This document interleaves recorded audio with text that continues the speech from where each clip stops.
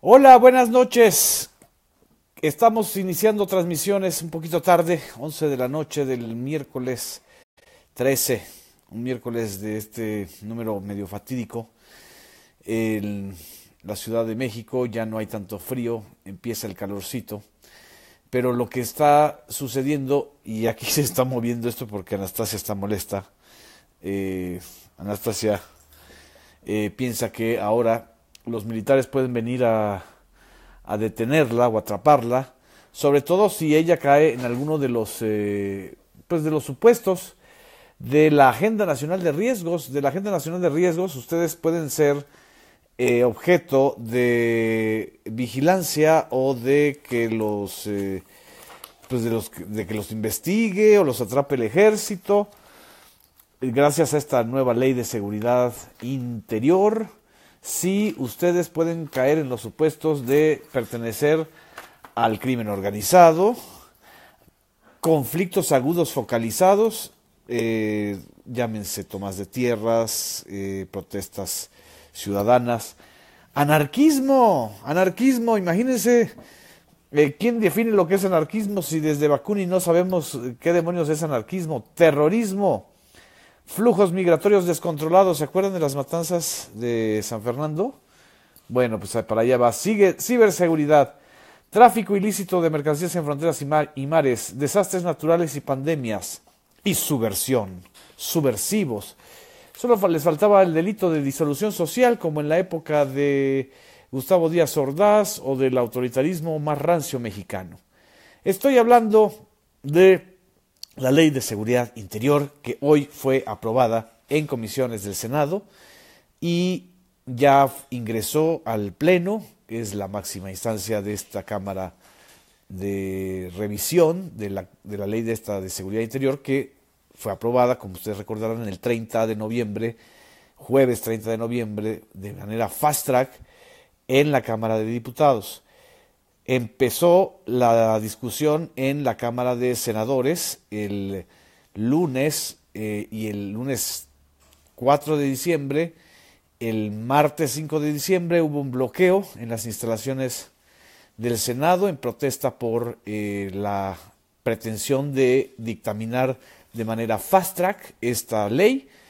En el interior del Senado acudieron representantes de 240 organizaciones que pidieron que se echara abajo esta ley, que se hiciera otra, que no tenía ningún sentido hacer una ley que expresamente no respeta los derechos humanos, mantiene opacidad en materia de información y mantiene la reserva hasta por 12 años, y por supuesto legaliza el despliegue de militares y marinos, no solamente en funciones policíacas, no solamente en funciones de seguridad pública, sino también en funciones de vigilancia a los ciudadanos y de todo lo que yo les acabo de leer, o sea, todo supuesto que caiga en la agenda de riesgos.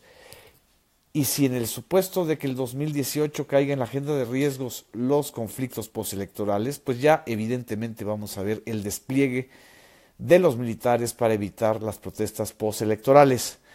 De esto se trata esta ley. El viernes pasado, estamos hablando de apenas este viernes, el viernes 8 de diciembre, el señor Enrique Peña Nieto, para que vean que él se ha volvido sensible, dijo en la premiación del Premio Nacional de Derechos Humanos que convocaba magnánimo al Senado a un diálogo con todas las partes, porque en ese momento el que estaba recibiendo el Premio de Derechos Humanos le estaba diciendo que esta ley había que abrogarla y que nos convertía en unos parias internacionales. Bueno, pues como son muy obedientes los priistas, empezaron a hacer un diálogo, pero un diálogo de sordos, un acarreo de quienes van a apoyar la ley o de quienes fueron a apoyar la ley, entre ellos 7 gobernadores, que en realidad solo el jefe de gobierno de la Ciudad de México, Miguel Ángel Mancera, planteó cuestionamientos serios y muy puntuales de lo que contenía esta ley. Y 2 alcaldes, o 6 alcaldes, de 2.500 alcaldes que hay en la República, 6 alcaldes fueron a decir, necesitamos a las Fuerzas Armadas, ¿qué haremos sin ellas? Los narcos nos van a comer como si fuéramos pues, barbacoa de Navidad o pavos o no sé. Es decir, necesitamos a los militares. Esta cargada, evidentemente trataba de aminorar el peso de las críticas muy importantes, como las del Alto Comisionado de las Naciones Unidas para Derechos Humanos, o la propia CNDH, y por supuesto la gran mayoría de las comisiones estatales de derechos humanos, que saben que desde que el ejército se ha desplegado en más de 20 entidades, los derechos humanos y las violaciones a derechos humanos se han multiplicado de una manera terrible. Nada más para darles unas cifras, la Comisión Nacional de Derechos Humanos tiene registradas en sus quejas un disparo, pero de más de 1000%, de quejas contra policías, o más bien militares en funciones de policías, o policía federal. ¿Esto qué quiere decir? ¿Que son muy eficaces para combatir el crimen organizado?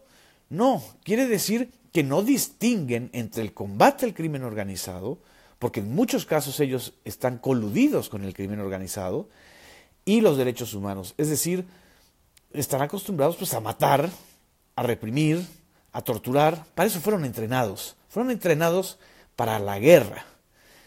No fueron entrenados para la seguridad pública. No son agentes policíacos, son militares. Y esto que está incrementando las violaciones a derechos humanos es precisamente lo que esta ley está convalidando y la está legitimando y legalizando. Por eso es tan peligrosa. Es una ley que además define de manera muy vaga a la seguridad interior como todo aquello que tenga que ver con la seguridad de las instituciones. Es decir, no con la seguridad de los ciudadanos, no con la seguridad de las personas. No están las personas en esta ley, no existimos los ciudadanos, existen las instituciones. Entonces quiere decir que si hay que ir contra los ciudadanos para defender a las instituciones, pues ya sabemos para dónde va una ley de este tipo. Es el cierre de sexenio más increíblemente violento, virulento, negro, con un negro expediente, pero además con esta tendencia a querer resolver todo a través de las armas, todo a través de la coacción y de la intimidación. Y hay de aquellos que se pongan a criticar porque entonces son aliados. Lo peor que pudo haber sucedido esta semana, pues ya ocurrió. Se simuló el diálogo. No hubo consulta pública, no hubo audiencias públicas, no hubo verdadero debate. Este miércoles, las sesiones unidas de Gobernación, Defensa, Marina, Estudio Legislativo Segunda, sesionaron para darle trámite a esta minuta. Lo que sí tuvieron que hacer fue 8 cambios a 9 artículos. Es decir, de los 43 artículos que tiene esta ley, que ustedes se la pueden leer en 2 patadas y van a darse cuenta de todo lo que les estoy diciendo, que no hay definiciones, que es absolutamente obtusa, confusa, hecha y redactada precisamente para que no haya fiscalización a la acción de las Fuerzas Armadas. Estas modificaciones lo que pretenden era aminorar un poquito las críticas en donde se han señalado los especialistas, los doctores de derecho, muchos de ellos de derecha, pero que son conocedores del derecho, dijeron esto es anticonstitucional por donde se le vea. Están tratando de aminorar esta anticonstitucionalidad, pero no modifican el espíritu de una ley que está construida para la impunidad. Y no solamente para la impunidad militar, para la impunidad de quienes nos están gobernando. Este es lo más grave de esta ley. Y las Comisiones Unidas incorporaron estos 8 cambios y fueron discusiones toda la mañana de hoy, bueno, la tarde, porque empezaron tarde, para sesionar y pues, la mayoritearon. La mayoritearon porque tienen mayoría, porque en este país la cleptocracia ha dominado las instituciones de legislaciones, o sea, los poderes legislativos, federales y estatales, el poder ejecutivo y el poder judicial. Pueden tener mayoría en esas cámaras, pero tienen una enorme mayoría en contra, y ellos son una minoría en las calles, en los centros de derechos humanos. ¿De qué se están aprovechando? De que hay una desmovilización ciudadana lógica en función de las fechas. Es el post-guadalupanazo. Y también se están aprovechando del desconocimiento, de la ignorancia de los ciudadanos, porque en la televisión no estamos viendo esos debates, porque nos están metiendo solamente con los dimes y diretes de los candidatos, porque nos están dando el circo para que nos sintamos el palo. Así se los digo. Y entonces la movilización que hubo hoy, la velada, que fue una convocatoria de última hora y que fue una marcha valiente de alrededor de 400, 500 personas, estaba el actor Diego Luna, estaban los activistas de Amnistía Internacional, de la Comisión Mexicana para la Promoción de los Derechos Humanos, de Serapaz, defensores de derechos humanos que saben de lo que se está hablando. Fue una manifestación que se hizo en el momento en que las comisiones estaban votando a favor. Entonces, al votar a favor ya tienen que llegar al pleno y votar y regresar a la Cámara de Diputados esa minuta para que incorporen los cambios. Pero no hay un solo paso atrás a esta ley, que es un error histórico, absolutamente histórico. Me dice que días pasados acompañó a Telcel a su hija y habían militares. Esto también es muy importante que nosotros lo tengamos en cuenta. La ley de seguridad interior en realidad es la ley de seguridad peñista. ¿Qué están asegurando con esta ley? Están asegurando todas las privatizaciones que se hicieron del agua, de los litorales en función del petróleo, de las minas, de las tierras, de los recursos naturales, que se han hecho durante este sexenio, los grandes negocios del peñismo, pues están asegurándose de que sean vigilados por fuerzas armadas con entrenamiento militar, es decir, casi guardias blancas. Es muy grave esto que estoy diciendo, pero hacia allá va la tendencia. Y por supuesto, es una ley para garantizar la impunidad a los altos mandos militares, repito, no a todos, que han estado involucrados en casos de corrupción.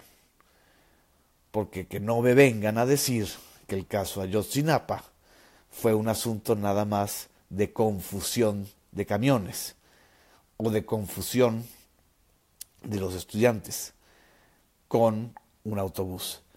Es un caso para encubrir la corrupción de algunos elementos de esa región militar junto con políticos de esa zona en el tráfico de heroína.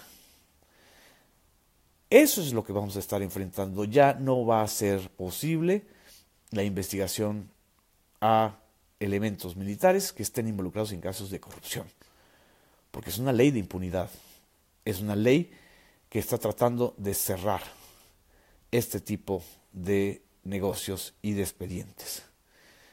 Me pregunta Grala, ¿qué tanto tiene que ver Estados Unidos en esto? Es cierto que Estados Unidos presionó para que se militarice. A Estados Unidos lo que le interesa, al capital norteamericano, lo que les interesa es que cuiden sus inversiones, pues porque ya vimos cómo nos trata Trump. Somos sus gatos. Pero ni en Estados Unidos, con este idiota que está gobernando, ni en Estados Unidos se atreven a sacar al ejército para desactivar manifestaciones, realizar funciones de policía. No, eso solo se ve en auténticos lugares de plutocracia o casi de autocracias o de autócratas. ¿Qué vamos a suceder? Bueno, va a suceder que se aprobará, habrá seguramente acción de anticonstitucionalidad ante la Suprema Corte de Justicia, los ministros se harán a los locos. Me dice, ¿se salvará Salvador Cienfuegos? Seguramente. Pero además a los que más afectan son a los mandos más bajos dentro de la estructura jerárquica vertical de la Marina y del Ejército. A ver, esta ley no va a proteger a estos jóvenes que están en las calles y que evidentemente están arriesgando sus vidas. No, van a proteger a los que dan las órdenes y a los que hacen los negocios. Este es el punto fundamental. Es un error histórico más de los que ha cometido este país. Fue un error y terror haber mandado al ejército a asesinar estudiantes en el 68 mexicano en Tlatelolco. Fue un error y un horror haber llevado y mandado al ejército a combatir guerrilleros y grupos de sedición, o como dice aquí, de subversión, en la terrible guerra sucia de los años 70, donde hay más de 500 desaparecidos. Ahí está la lucha de Rosario Ibarra de Piedra. Pero no solamente esto es un error, esto es un suicidio republicano. Lo que hizo Calderón en el 2007 para legitimarse, ahora lo están volviendo una causa para protegerse. Ahora resulta que lo que era una medida extraordinaria es la medicina que todos necesitamos. Porque ni siquiera se establecen plazos para el retiro del ejército en las 27 entidades donde hay operativos militares. Esto es lo peor de este escenario. Es muy probable que esto llegue a ser un escándalo internacional por la oposición del Alto Comisionado de las Naciones Unidas, por el interés de legisladores europeos, porque sencillamente nos vuelve un estado paria. Hay muchos países que para firmar acuerdos de libre comercio ponen cláusulas de respeto a derechos humanos. Esta ley no tiene nada que ver con los derechos humanos, al contrario, es una ley que los ignora, que protege a quienes los violan y que trata de inhibir la demanda y la denuncia. Me dice Alejandro Ocaña, acusan a López Obrador de querer regresar al pasado, y esto es el pasado. Esto es peor que el pasado, además, porque ya, una vez que salieron de los cuarteles, pues ya son actores políticos y también ya están integrados al sistema de la cleptocracia. Me dice un comentario de María Lara que cada vez que hago estos comentarios hay mucha multiplicidad de insultos. Estamos muy molestos, pero no podemos perder la claridad. Por supuesto que es reversible, por supuesto que necesitamos otro tipo de Congreso, otra configuración de este Congreso. Por supuesto, y lo digo con toda la claridad, que los enemigos no son los soldados, ni los marinos que están en las calles. No confundamos. Ellos también son, a final de cuentas, la última fase de una cadena de mando corrupta. Tampoco tengamos miedo, porque entonces lo que va a suceder es eso, que vamos a interiorizar el miedo y esta especie de milenaria resignación mexicana, la milenaria resignación que dice, pues ¿para qué hacemos algo si todo va a salir igual y va a seguir igual? Mejor nos acomodamos. Es la que nos ha llevado a esta situación. Somos muchos ciudadanos corresponsables de esto. Dejamos que llegara Peña. Dejamos que hiciera este tipo de transformaciones o de reformas estructurales. Dejamos que robaran. Incluso algunos votaron y siguen votando por el PRI. Entonces, fijémonos muy bien en esto. Somos corresponsables, pero tenemos la posibilidad de revertirlo. Me pregunta que si va a pasar lo que en Chile con Pinochet. No es necesario que pase lo que pasó en Chile con Pinochet, porque aquí no hay un régimen democrático que quieran derrocar. Aquí lo que hay es una cleptocracia que quieren proteger. En fin, muchas gracias, les agradezco todos sus comentarios, su interés, difúndanlo, creo que es importante lo elemental, estar informados, que no nos vean la cara y que no tengamos miedo. Buenas noches. Me pregunta que si llega López Obrador, él puede revertirlo. No lo puede revertir una persona, lo tiene que revertir el Congreso. Entonces, por eso es importante fijarnos en quién votamos para diputados, senadores. Eso es lo importante también. No solamente los candidatos presidenciales. Tenemos que conformar un Congreso que revierta muchas de estas barbaridades, como la de la Ley de Seguridad Interior. Hasta luego, buenas noches, descansen.